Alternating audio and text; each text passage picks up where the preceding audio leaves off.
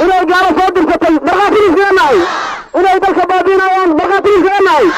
ديار ميتين عباهي من حوق دلك الصوماليين معي قرب من نقصين إنسان الشباب إلى كتر في الصوماليا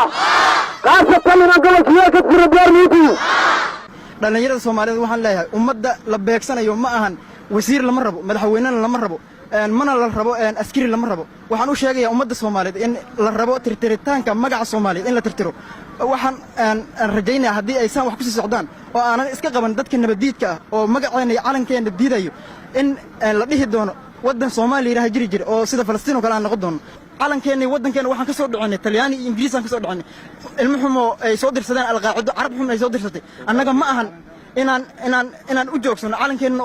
u tirtirmo wadankeena waxaan rabnaa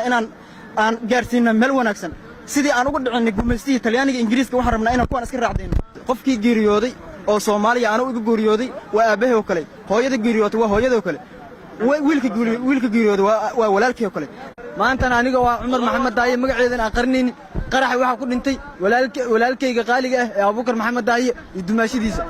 maantana waxaan diyaar u ahay inaan qorto ciidanka militariga xoogga dalka Soomaaliyeed maanta laga bilaabana xeerada la magaalada iska soo diiwaan gelinaya ma aha inaan baqno kulli waa dhimaneed haddii Al.Shabaab aad ka baqaysid waxaad ku dhimanaysaa qarax برجع لك باللابان برجع كروحنا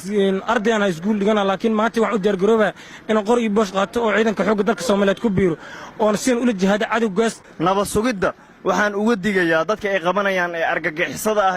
سيد دينيان إنا يسن دينين إنا يسن أرحن أصمن منا والله عندك ما بقايو مالين أيام دمنا يعني ما أنت وحن ديار وهاي شعبك الصومالي أنا والدفاع هنا وأنت ما هنحني قولنا aniga saacadaan laga bilaabo askari dawladda ayaa noqday dawladana waxa uu qasbay inaan noqdo nimankii sida awgeed oo kale masaakiintii ku qarxiyay soobe saacadaan laga bilaabana Al.Shabaab ayaa la dagaalamaya maga waxa ka codsan waaliyalo oo shacabka dhan ka codsana oo ciidamada ka codsanayna in maanta jihaad ruma jihaadno ilmuhu noo shaqeeyaan aagu noo shaqeeyaan